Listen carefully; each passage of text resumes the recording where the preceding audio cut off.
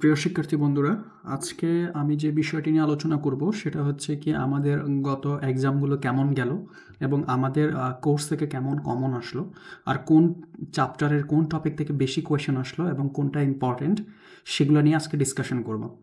চলো তাহলে আমরা ডিসকাশন শুরু করে দিই। এখানে দেখতেই পাচ্ছ, প্রথমে আমরা ডিসেম্বরের 2025 এবং ডিসেম্বর 2025, জানুয়ারি 2026 এবং মার্চ 2026-এর কোয়েশ্চেনগুলো নিয়ে একটু ডিসকাশন করব। ওকে, সো চলো শুরু করা যাক।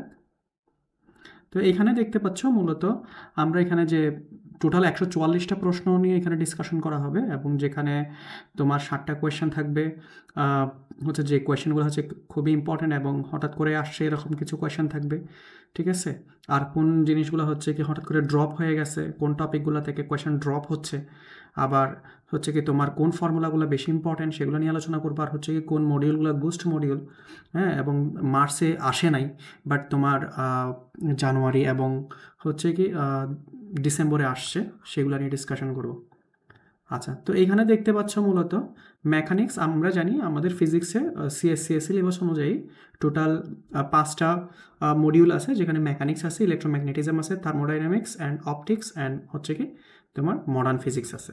যেখানে মেকানিক্স থেকে সবসময় কোয়েশ্চেন বেশি আসে এবং এটা থেকে কোয়েশ্চেন আসবেই স্বাভাবিক, ঠিক আছে। এখানে তোমার জানুয়ারিতে দেখো 26টা আসছে, ডিসেম্বরে আসছে হচ্ছে কি তোমার 21টা, মার্চে আসছে হচ্ছে কি 27টা। ইভেন আমরা আমাদের গতবারের যে কোর্সটা ছিল ক্র্যাশ কোর্স, সেখানেও আমরা স্টুডেন্টদেরকে বলেছি যে এই টপিকগুলো থেকে বেশি কোয়েশ্চেন আসবে। এছাড়াও আমাদের প্রত্যেকটা চ্যাপ্টারের শেষে তখন আমরা চ্যাপ্টার সামারি বা অ্যাড করেছিলাম, যেখানে হচ্ছে কি এই যে কোন কোন টপিক থেকে কোয়েশ্চেন বেশি আসছে সেগুলো অ্যাড করেছিলাম। তো তোমরা এখানে দেখতে পাচ্ছ প্রায় 45 থেকে 55% কোয়েশ্চেন হচ্ছে কি আমাদের মেকানিক্স থেকে আসছে। তো একইভাবে এখানে দেখতে পাচ্ছি ইলেকট্রোম্যাগনেটিজম থেকে আসছে তোমার ডিসেম্বর আসছে 10টা, পরবর্তীতে আসছে 17টা এবং মার্চে আসছে 14টা। তো দেখতেই পাচ্ছ পুরা 70% এখানে তোমার জাম্প করছে একদম ডিসেম্বর থেকে জানুয়ারিতে।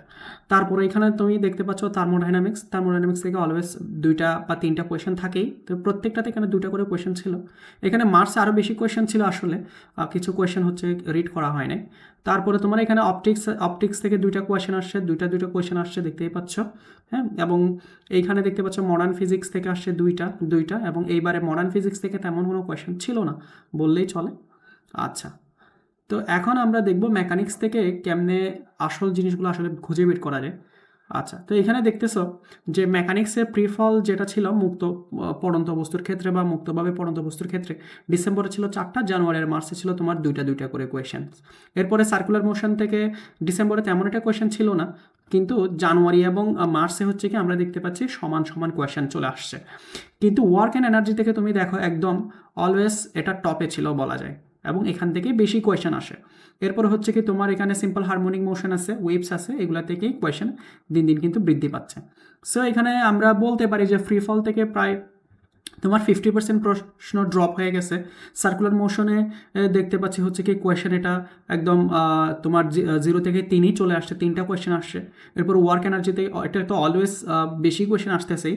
এরপরে হচ্ছে তোমার ওয়েভস আর হচ্ছে কি তোমার সিম্পল হারমোনিক মোশন, ওখান থেকেই প্রশ্ন আসতেছে, দিন দিন বাড়তেছে। আচ্ছা, তো এরপর এখানে সার্কুলার মোশনের যে বিষয়গুলো তোমাকে বেশি করে জানতে হবে, প্রথমটা হচ্ছে কি ভিজ ইকুয়ালস টু ওমেগা আর জানতে হবে। তুমি এখানে অলরেডি একটা মার্সের একটা কোয়েশ্চেন নাম্বার 7 দেখতে পাচ্ছ, হ্যাঁ। তো তোমার এখানে ভেলোসিটি যদি তোমার ওমেগা যদি জানা থাকে, হ্যাঁ, তারপর তুমি তোমার যদি এখানে একটা হুইল দেওয়া থাকবে, হুইলের হচ্ছে কি তোমার পয়েন্ট এ বি দেওয়া থাকবে, তাহলে তুমি কিন্তু easily Vij equals to omega আর দিয়ে প্রশ্নটা সলভ করতে পারবা। এছাড়াও তোমার এখানে আরেকটা ইম্পর্টেন্ট প্রশ্ন আছে যে V square divided by R, আরেকটা এখানে আছে F C is equals to M V square divided by R. So এই কোয়েশ্চেনটা, এই যে 3টা ফর্মুলা যদি তুমি ভালো মতন করে জানা থাকে তোমার সার্কুলার মোশন থেকে, তুমি প্রশ্ন এইখান থেকে যতগুলো প্রশ্ন আসে তুমি আনসার করতে পারবা। ওকে, আচ্ছা, এরপরের প্রশ্নটাতে যাই ইলেকট্রোম্যাগনেটিজম থেকে। এটা হচ্ছে মূলত গেম চেঞ্জার বলি আমরা, কারণ এখান থেকে দিন দিন কোয়েশ্চেনটা বৃদ্ধি পাচ্ছে। মেকানিক্স আর ইলেকট্রোম্যাগনেটিজম এই দুটো হচ্ছে মূলত মেইনলি সিএসসিতে লিড করতেছে এই দুটা মডিউল, হ্যাঁ। আচ্ছা, তো এরপরে তুমি এখানে দেখো, এইখানে যেটা আছে induction chain, memorise this sequence, তোমার এই সিকোয়েন্সগুলো মনে রাখতে হবে। ফার্স্ট কোয়েশ্চেন তুমি দেখতে পাচ্ছ epsilon is equals to VLV, I is equals to epsilon divided by R, হ্যাঁ। তো তোমার এই যে জিনিসগুলো, এই ফর্মুলাগুলো হচ্ছে সবচেয়ে বেশি ইম্পর্টেন্ট ফর্মুলা এবং আমাদের যে টপিকগুলো আমরা সাজিয়েছি এই এপ্রিলের জন্য, সেই এপ্রিলেই হচ্ছে কি এই টপিকগুলোর উপর আমরা বেশি জোর দিয়েছি। তো তোমরা যারা আমাদের কোর্সটা নিবে বা আমাদের কোর্সের ক্লাসগুলো করবে, তোমরা আশা করি এপ্রিলের যে পরীক্ষাটা আসবে সেখানেও ভালো করতে পারবে। আচ্ছা, এরপরে এখানে তোমরা দেখতে পাচ্ছ হচ্ছে কি লেন্স ল। এই লেন্স ল এর হচ্ছে কি তোমার মূলত এইখানে যে দেখো অলরেডি মার্কস এখান থেকে একটা কোয়েশ্চেন আমি এখানে তুলে দিয়েছি। হ্যাঁ, তো এই কোয়েশ্চেনটা যদি তোমরা পড়ে দেখো তাহলে তোমরা বুঝতে পারবা। আর এখানে দেখো যে আমি কিছু জিনিস এখানে একদম নোট করে দিয়েছি, তোমরা চাইলে এটার স্ক্রিনশট নিয়ে রাখতে পারো। হ্যাঁ, যেখানে অ্যানপোল হচ্ছে কি approaching coil, so coil repels becomes N pole facing the magnet. Okay, তারপর এখানে দেখতে পাচ্ছ যে as pole moving away coil সেট্রপস becomes a s pole to chase it. Okay, so এখানে কি হবে, ওয়ান ওয়ার্ড রিমেম্বার হবে, তোমার অপোজিটটা তুমি যদি মনে রাখো তাহলে তুমি একটা মনে রাখলে বাকিটা তুমি পারবা। আচ্ছা, এটাই হচ্ছে কি তোমার লেন্স ল এর মূল জিনিস। আচ্ছা, এরপরে তোমার এখানে আছে হচ্ছে কি তোমার যে তিনটে থার্মোডাইনামিক্স এবং অপটিক্স অ্যান্ড মডার্ন ফিজিক্স, এখান থেকেও দেখো বাকি যে এখানে যে ফর্মুলাগুলো, এই ফর্মুলাগুলো তোমার একটু মনে রাখতে হবে। এখানে কোয়েশ্চেন 32তে ছিল, পিটি গ্রাফ ছিল। এরপরে তোমার এখানে P one V one divided by T one is equals to P two V two divided by T two, এই ফর্মুলাটা বেশি ইম্পর্টেন্ট ছিল। তো এই ফর্মুলাটাই হচ্ছে কি আমাদের বেশি কাজে আসবে। এরপরে তোমার এখানে ফার্স্ট ল আমরা দেখতে পাচ্ছি যেটা হচ্ছে কি del is equals to Q minus W. হ্যাঁ, এই ফর্মুলাটাও ইম্পর্টেন্ট। এরপরে এখানে অপটিক্স থেকে যে ফর্মুলাটা দিয়ে সবচেয়ে বেশি কোয়েশ্চেন আসতেছে আমাদের, এটা হচ্ছে কি এইটা।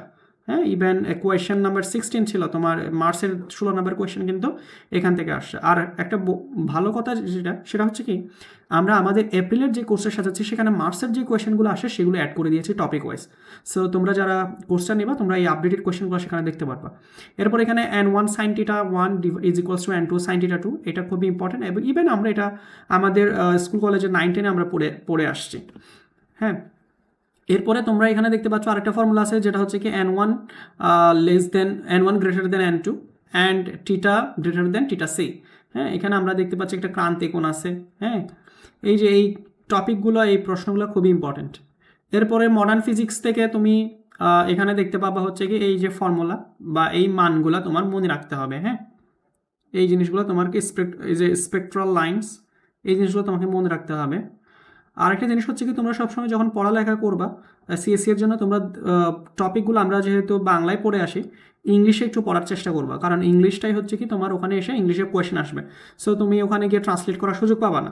তোমার ওইটা যত দ্রুত সম্ভব ইংলিশটাকে তোমাকে আপন করে নিতে হবে। দ্যাটস ওয়াই তুমি এখন থেকে ইংলিশে প্র্যাকটিস করা শুরু করো এবং আমাদের পুরো কোর্সটাও কিন্তু ইংলিশে ডিজাইন করা।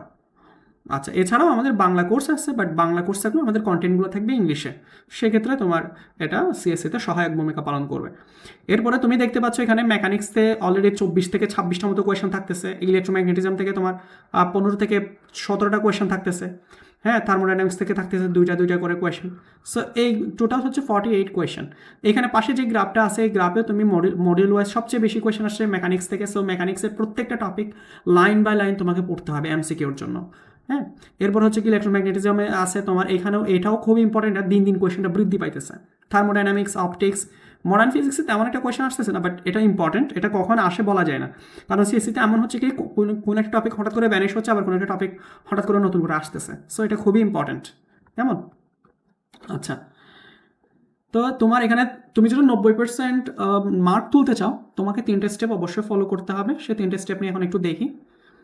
এখানে ফার্স্ট স্টেপ হচ্ছে কি তোমাকে নতুন যে জিনিসগুলো আছে সেই নতুন প্রত্যেকটা জিনিস, প্রত্যেকটা পার্ট তোমাকে এটার উপর মাস্টার হয়ে যেতে হবে একদম। হ্যাঁ, এটা বলাই এখানে মানে স্কিপ করার কোনো তোমার সুযোগ নাই। এরপর হচ্ছে কি তোমার এখানে ফর্মুলা আমি দিয়ে দিয়েছি, ইম্পর্টেন্ট যে ফর্মুলাগুলো আছে। হ্যাঁ, এইগুলো নিয়ে আমরা আমাদের প্রত্যেকটা টপিকে ডিসকাশন করেছি। এরপরে হচ্ছে কি তোমার এখানে লগ দি কনসিস্টেন্স, তোমার এখানে পড়ালেখাটা আসলে কনসিস্টেন্টলি রাখতে হবে। যেমন তোমার এই ফর্মুলাগুলো সব সময় আসতেছে, হ্যাঁ, এই ফর্মুলাগুলো দিয়ে সব সময় ম্যাথ আসতেছে আমাদের। সো এটাও তোমাকে পড়তে হবে। এরপরে হচ্ছে কি রিভিউ দি অ্যাবসেন্স, তো তোমার যে জিনিসগুলো মনে করো মার্চে আসে নাই সেই জন্য তুমি যে পড়বা না এমন কিন্তু না, মার্চে না আসলেও এপ্রিলে সেটা আসতে পারে। সো তোমার ওই টপিকগুলো ইম্পর্টেন্ট, সেই জন্য আমরা কি করছি কিছু কিছু টপিক আমরা স্যাম্পল কোয়েশ্চেন দিছি, যাতে তুমি পড়ে সেটা এপ্রিলে ভালো মতন আনসার করতে পারো। আচ্ছা, তো এইখানে মূলত আমি যেটা বলবো তোমার দেখো কুইক রেফারেন্স, আমি যে সবগুলো কি ফর্মুলা যেগুলো আমাদের পরীক্ষায় আসতেছে সেটা দিয়ে দিয়েছি। মেকানিক্স থেকে সবচেয়ে ইম্পর্টেন্ট যেগুলো, এরপর হচ্ছে তোমার ইলেকট্রোম্যাগনেটিজম থেকে যে কোয়েশ্চেনগুলো, যে ফর্মুলাগুলো ইম্পর্টেন্ট, এরপরে থার্মোডাইনামিক্স থেকে এই যে যেমন P V equals to NRT, P1 V1 divide by T T1, is equals to P two V two divide by T two. এরপর আছে del U Q Q minus W. হ্যাঁ, এরপর অপটিক্স থেকে যে ফর্মুলা, যে দুইটা ফর্মুলা সবচেয়ে বেশি আমাদের ম্যাথ আসতেছে, এগুলো আমি দিলাম। এরপরে মডার্ন ফিজিক্স এখানে আছে, হ্যাঁ, সেগুলোও যে ফর্মুলাগুলো থেকে ম্যাথ আসতেছে বারবার, সেগুলো দিয়ে দিয়েছে। তো আশা করি এই ভিডিওটা দেখার পরে তোমরা অ্যাটলিস্ট এটা জিনিস বুঝতে পারবা যে কোন টপিক থেকে কোন কোন কোয়েশ্চেনটা বেশি আসতেছে, কোন কোন ফর্মুলা বেশি ইউজ করা হইতেছে এই সিএসসি পরীক্ষার মধ্যে। আশা করি এই ভিডিওটা দেখার পরে তোমার অ্যাটলিস্ট অতটুকু হেল্প হবে। আচ্ছা, এরপরে তোমার এখানে যে জিনিসটা রাখতে হবে যে তোমাকে অবশ্যই নিয়মিত কনসিস্টেন্টলি পড়ালেখা করতে হবে, মক টেস্ট দিতে হবে। উইথাউট মক টেস্ট তুমি তোমার যে অ্যাবিলিটি সেটা তুমি সহজে যাচাই করতে পারবে না। কেমন? তো তোমাকে মক টেস্টে প্র্যাকটিস করতেই হবে, সেটা যেখানেই পারো, শুধু আমাদের এখানে না। আমাদের এখানে তো আমরা ফ্রিতে মক টেস্ট রাখি কিছু কিছু, আবার অনেক সময় আসলে রাখা হয় না। তবে আমাদের কোর্সটাতে আমরা কি করছি, প্রত্যেকটা চ্যাপ্টারের প্রত্যেকটা লেসনে একটা মডিউলে প্রায় 4টা 5টা করে আমরা লেসন রাখছি, হ্যাঁ, টপিক ওয়াইজ একদম সিলেবাস অনুযায়ী। সেখানে তুমি প্রত্যেকটা টপিকের উপরে তুমি মক টেস্ট দিতে পারবে। এছাড়াও তুমি তো আমাদের লেকচার নোটগুলো পাবা, আর হচ্ছে কি ভিডিও লেকচার তো আমাদের থাকতেছেই। সো তাহলে দেরি না করে তুমি এখনই আমাদের কোর্সটা পারচেস করে নিতে পারো। এরপর হচ্ছে কি তুমি তোমার যেটা করতে হবে, হ্যাঁ, ওয়ার্ক এনার্জি থিওরাম, হ্যাঁ, তারপর স্নেলস ল, এইগুলো হচ্ছে কি তোমার বেশি করে পড়তে হবে। হ্যাঁ, এখানে তুমি দেখতে পাচ্ছ ইন্ডাকশন চেইন, হ্যাঁ, তারপর সার্কুলার মোশন ফর্মুলাস, এইগুলোও তোমার জন্য ইম্পর্টেন্ট। এরপরে তোমার মডার্ন ফিজিক্স হচ্ছে কি নতুন করে আসতেছে, সো এটার জন্য তোমাকে রেডি হইতে হবে, ভালো মতন পড়তে হবে। ওকে, সো আজকের এই ক্লাসে, আজকের যে ডিসকাশন সেটাতে আমি এতটুকু রাখলাম। আশা করি তোমাদের ভালো লেগেছে এবং আমাদের হচ্ছে কি কোর্সগুলো তোমরা দেখবা, আমাদের ওয়েবসাইট থেকে ঘুরে আসবে আশা করি। ঠিক আছে, ধন্যবাদ সবাইকে।